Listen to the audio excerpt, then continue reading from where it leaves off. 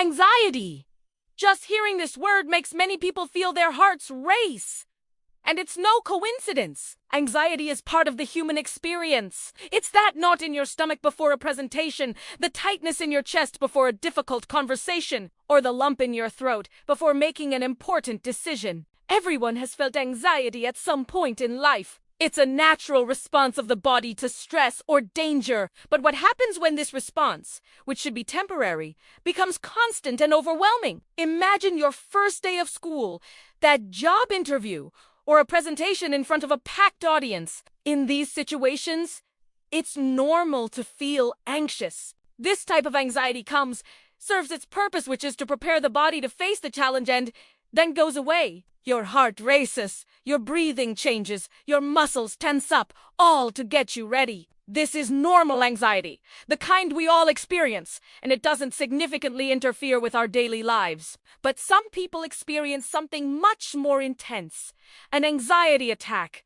And here's where the difference begins. While normal anxiety comes with a clear reason and disappears once the challenge is over, an anxiety attack often shows up without warning, or is an exaggerated response to something that doesn't actually pose a real threat. It's like the brain is hitting the emergency button unnecessarily. To understand this better, we need to talk about how the body responds to stress. Our brain is incredibly smart and sensitive. When it perceives a threat, real or imagined, it sends signals to the body to prepare. If you're walking down the street and notice you might get mugged, for example, the brain immediately sends an alert.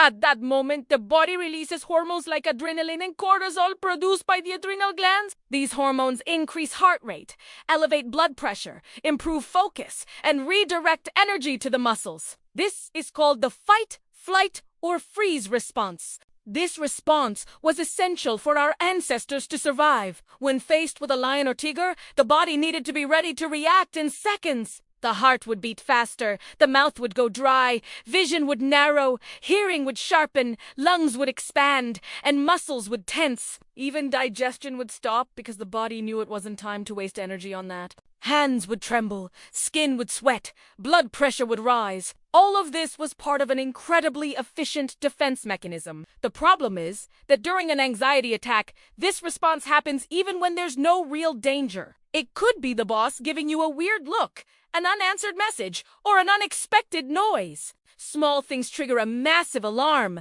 The brain starts seeing danger everywhere and keeps activating the adrenal glands to release cortisol and adrenaline over and over and over. This wears the body out. High cortisol affects metabolism, raises blood sugar levels, and can lead to diseases like diabetes and osteoporosis. Constant adrenaline increases blood pressure, causes tachycardia, raises the risk of arrhythmia. The symptoms go on. Restlessness, headaches, insomnia, trembling, shortness of breath, difficulty concentrating, memory lapses, gastritis, a feeling of suffocation. Over time, this constant state of tension drains a person's energy. Focus disappears, memory fails, sleep quality drops. The person starts isolating, feeling hopeless, and then another unwelcome guest shows up. Depression. It's no surprise that anxiety and depression often walk hand in hand. When we can't see a way out of what we're feeling, hopelessness sets in. But what causes an anxiety attack? The answer isn't simple. There are genetic factors, environmental influences, traumatic experiences from childhood or adulthood, physical illnesses like thyroid problems or heart arrhythmia, even substances like caffeine, alcohol, or certain medications can trigger or worsen symptoms. It's like a combination of elements coming together to pull the trigger. So how do we treat it?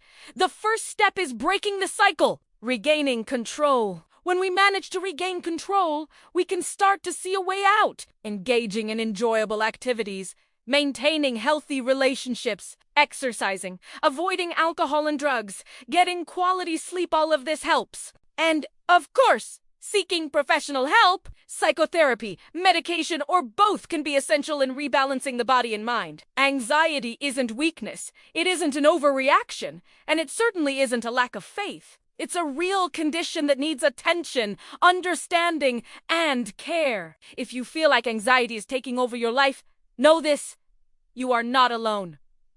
And most importantly, there is a way out. You can regain control. You can breathe easier again. You can live more calmly. And it all starts with one step: recognizing it, seeking help, and moving forward. Because you deserve a life where fear doesn't control your days. A life where you are in control.